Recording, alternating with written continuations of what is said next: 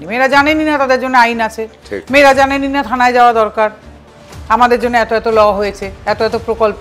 তাদের কাছে আজও এক থালা ভাত আর একটা কাপড়ের বেশি জীবনের কোনো অর্থই নেই। আমাদের দেশে যারা মাইগ্রেন্ট মানে পরিযায়ী শ্রমিক যেসব মহিলা, তাদের কি ন্যাক্কারজনক জীবন, সেটা আপনাদের এরকম মিডিয়ার ক্যামেরার সামনে বসে বলা যাবে না। নারীবাদী বলে যারা প্রচলিত, নারী অধিকার নিয়ে যারা কথা বলে, নারী স্বাধীনতা নিয়ে যারা বড় বড় বুলিয়া ওড়ান, তারা সত্যি জানেন যদি সত্যি সত্যি ওমেন এম্পাওয়ারমেন্টের দেশ আমরা হয়ে থাকি, তাহলে তো সব ওমেনের কাছে এম্পাওয়ারমেন্টের আলো পৌঁছানো উচিত। পৌঁছেছে? এবার আসি ল মেকারদের কথায়। কাদের ল মেকার করে আমরা পাঠাই? আমাদের দেশের এমপি যখন লিস্ট হয়েছে দেখেছেন তো এবছরও কতজনের নামে ঠিক ঠিক কী কী মামলা আছে, কতজন কী কী শিক্ষিত, আমরা তাদের ল মেকারের জন্য পাঠিয়েছি। আইন, তারা দেশের সংবিধান কোনোদিন জানেন কি কি আছে সংবিধান পড়েছেন কোনোদিন? জানেন তারা? আইন ফাইন তো দূরের, আইপিসি সিআরপিসি বিএনএস হয়েছে কতজন জানেন? জিজ্ঞেস করুন তো গিয়ে কি মানে বিএনএসের, বিএনএসএস মানে কি জিজ্ঞেস করুন তো। তাদের আমরা ল মেকারের জন্য ভোট দিয়ে পাঠিয়েছি।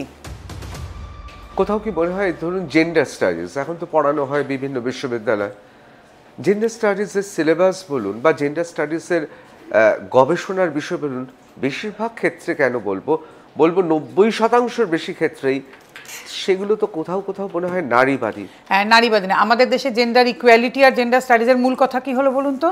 মেয়েরা কিছু পাননি, মেয়েদের ক্ষেত্রে ইনজাস্টিস সবসময়। কিন্তু জেন্ডার স্টাডিজ তো সেটা হওয়া উচিত ছিল না, আর জেন্ডার ইকুয়ালিটির ধারণাও তো সেটা হওয়া উচিত ছিল না। আমাদের দেশে কি সত্যি জেন্ডার ইকুয়ালিটি আছে? আপনি প্রথমেই আইনে চলে যান। যে দেশে পুরুষ মানুষের জন্য কোনো আইন নেই, তা সেখানে জেন্ডার ইকুয়ালিটির কথা হয়? ইকুয়ালিটির কথা তো তখন হবে না যখন আপনি দুজনের জন্য সমান আইন দিয়েছেন, তাই তো? যে আপনি দিচ্ছেন রেপ হলে যেমন পুরুষ মানুষটির চরম শাস্তি হোক, ফলস রেপ কেস হলে তাহলে সেই মহিলাটিরও চরম শাস্তি হোক, তাই না? তাহলে তো জেন্ডার ইকুয়ালিটি।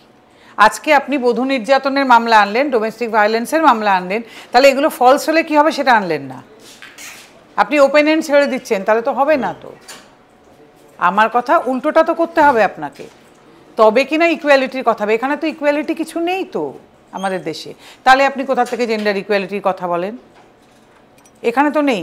জেন্ডার জাস্টিস বলতে আমরা একটাই কথা বুঝি, কিন্তু নারীদের প্রতি জাস্টিস করা হচ্ছে কিনা কোনো আপত্তি নেই। কারণ আপনাকে এই কথাও আমি মনে করিয়ে দেবো এখানে যে জাস্টিস কিন্তু সত্যি যাতে যদি পেতে হয়, বহু নারী পাননি আমাদের দেশে।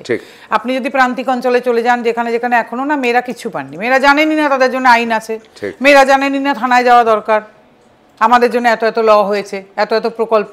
তাদের কাছে আজও এক থালা ভাত আর একটা কাপড়ের বেশি জীবনের কোনো অর্থই নেই। তারা জানেন ওইটুকু পাওয়া মানে জীবনে তো বাবা তারা তো সব পেয়েছি দেশ জীবন। তারা জানেন না তাদের জন্য কিছু আছে।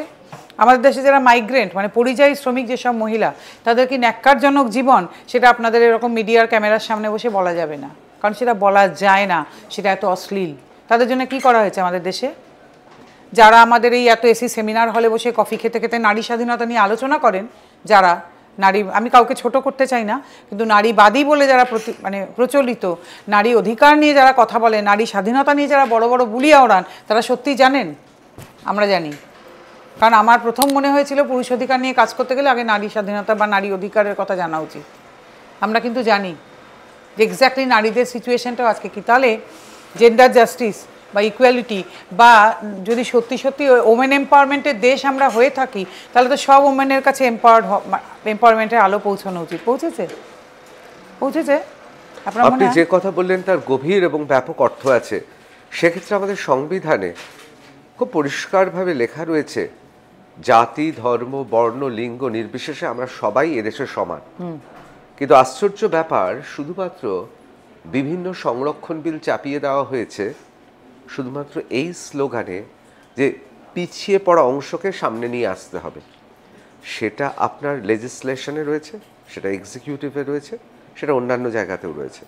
আমার প্রশ্নটা আপনার কাছে, যেহেতু আমাদের দেশের বেশিরভাগ আইন প্রণেতা, তারা আইন কেন, তারা সেই হিসেবে অনেক ক্ষেত্রেই দেখা যায় তাদের পড়াশোনাটা বা যে চিন্তাভাবনা থাকার কথা, গভীরতা, সেটা নেই বলে শুধুমাত্র স্লোগানে প্রভাবিত হয়ে ভোটের জন্য তারা অনেক কিছু করে ফেলে।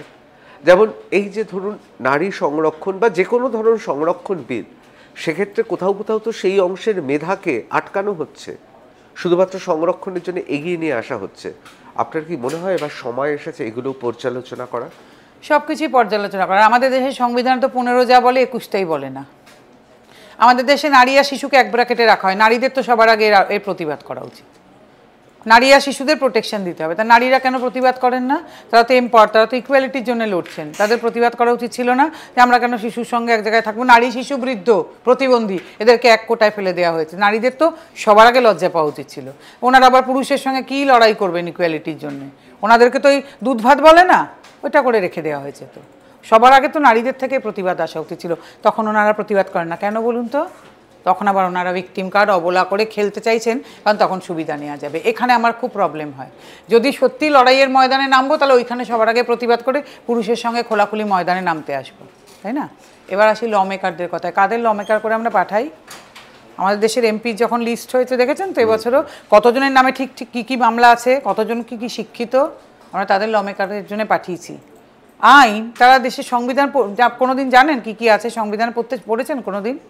জানেন তারা? আইন ফাইন তো দূরের, আইপিসি, সিআরপিসি, বিএনএস হয়েছে কতজন জানেন? জিজ্ঞেস করুন তো গিয়ে, কি মানে বিএনএসের, বিএনএসএস মানে কি জিজ্ঞেস করুন তো। তাদের আমরা ল মেকারের জন্য ভোট দিয়ে পাঠিয়েছি এমপি হওয়ার জন্যে, বা এমএলএও হন যারা, কাউন্সিলর। কাজেই আমাদের দেশে দরকার কি বলুন তো?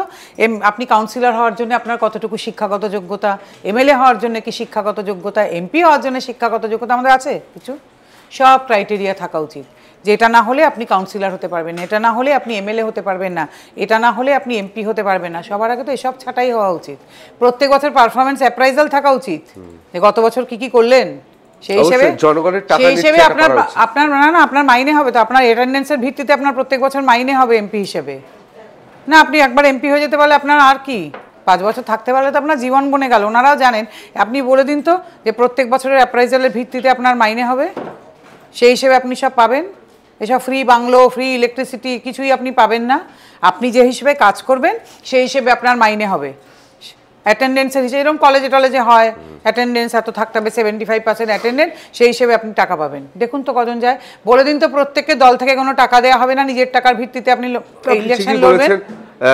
এটা তারা হয়তো খুব গ্ল্যামারাস চিত্র তারকা, কিন্তু তাদের সেই হিসেবে যোগ্যতা তো আমি জানি যোগ্যতা আছে। না আপনি বলে দিন আপনারা, না বলে দিন দল থেকে টাকা দেওয়া হবে না, নিজের টাকা দিয়ে ইলেকশন লড়ুন। আমি দেখতে চাই কজন ইলেকশন লড়তে আসেন, বলে দিন কজন ইলেকশন লড়তে আসেন, আমিও দেখব। কেউ আসবে না। যখনই জেনে যাবে যে এগুলো হবে না, এই যে একবার এমপি হয়ে গেলে আমি আগামী 5 বছর আমার নিশ্চিন্ত হয়ে গেল, জীবন বনে গেল, পেনশন পাওয়া বনে গেল, কজন আসবেন লড়তে? ওনাদের সত্যি কোনো চিন্তা আছে দেশের লোক নিয়ে? ওনারা জানেন? আচ্ছা আপনি আমাকে একটা কথা বলুন তো, আমি নাম করতে চাই না, আপনারাও জানেন কারা কারা এমপি হয়ে গেছেন। তারা দেশের ফিসক্যাল পলিসি কাকে বলে, জিডিপি কাকে বলে, সব জানেন তারা। যখন পার্লামেন্টে আলোচনা হবে ফরেন পলিসি নিয়ে, সব নিয়ে, তারা তার মধ্যে থাকতে পারবেন?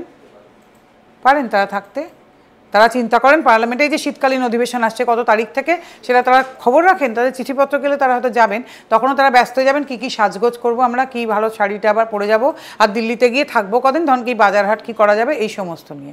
আমি গ্যারান্টি দিচ্ছি তাতে যা খুশি আমাকে যে বলতে পারেন, আমি কারুর 1 পয়সা খাইও না, পড়িও না, I don't mind for that. Gauri Devi Institute of Medical Sciences and Hospital, GT Road, Rajpath, Durgapur. Best place to study. For contact us, call 7797662222, 97756 96237.